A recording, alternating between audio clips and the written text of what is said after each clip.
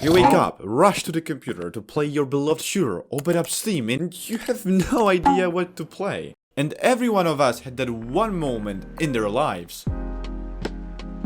We got bored of Battlefield, we got bored of Call of Duty, of Warzone, but what if I tell you that there is one existing title which might be your dream come true? And actually you can try it out for free. Ladies and gentlemen, I present you World War 3. This game got a new life due to its fresh update, completely new maps, weapons, mechanics and features, and here in this video we will talk about it all. For the first time in this game, a battle pass has been added along with the first season, so-called Red Line Operation. The season takes us to a fictional war between North and South Korea with the new maps DMZ and Gobi set in the demilitarized era, which is the border of those two countries. This fact has been used by the devs to add more stuff inspired by the culture and history of those two countries, like adding new voice languages. And remember that, because it's really important for the next things that will come in this video later.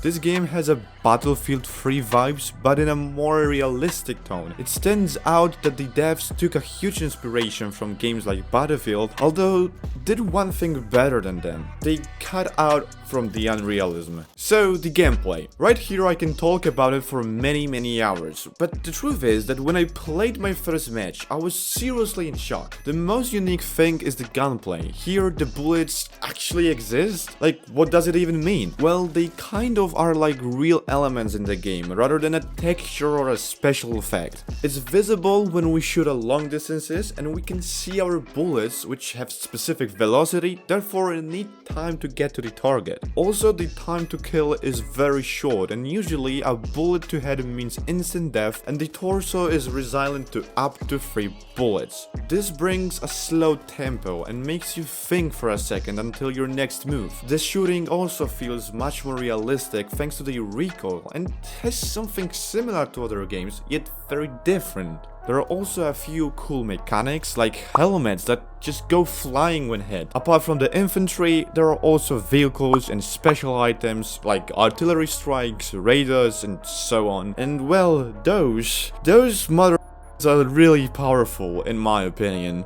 Sometimes it's irritating, sometimes it's just a blessing. And tanks aren't even the biggest cause of this problem, but those older, smaller vehicles. Overall, the gameplay doesn't feel so chaotic and fast-paced. This game reminds me of Squad or Insurgency Sandstorm, and I'm convinced it has a lot of potential for more tactical game modes. So, one innovative feature is the languages. So, what the hell is the matter with that? Namely, players can customize the character and not only looks, but also their voice. Depending on the soldier's nationality, some of the recorded voice lines are basic greetings, but others include more vulgar, or not, reactions to current events. Sometimes our character can bawl at the commander for not giving orders in Russian, Polish, English, or whatever his language is. A non-essential mechanic, but a funny one. Of course, the gameplay is dependent on one specific factor, and it's where we are playing. So, what about the maps? World War 3 maps are designed in a really careful manner. They are not only based on real-world locations, but are also well balanced. In other words, we have one large open area on each map where the fight between tanks or helicopters usually takes place. We have denser buildings and completely closed buildings with a lot of corridors and rooms. Everyone can find something for themselves here. Additionally, those maps are relatively small compared to what was offered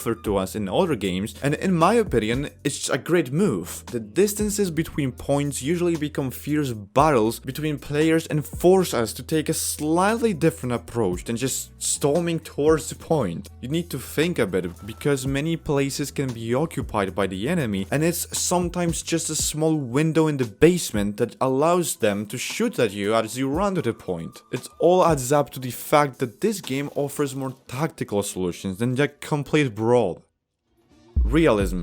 The realism of World War 3 has a different tone than the rest of the games out there. You won't experience a pink unicorn or rainbow guns or anything frivolous. This game focuses on realism. It's especially visible when we look at options of customization, which are actually countless. We have a lot of uniforms and weapons, but everything everything is kept in the most adequate state to reality. Moreover, the creators use mechanics and technology that allows them to include the greatest amount of detail in the mentioned weapons or uniforms. I would place World War III somewhere between Insurgency Sandstorm and Battlefield. And what are your thoughts?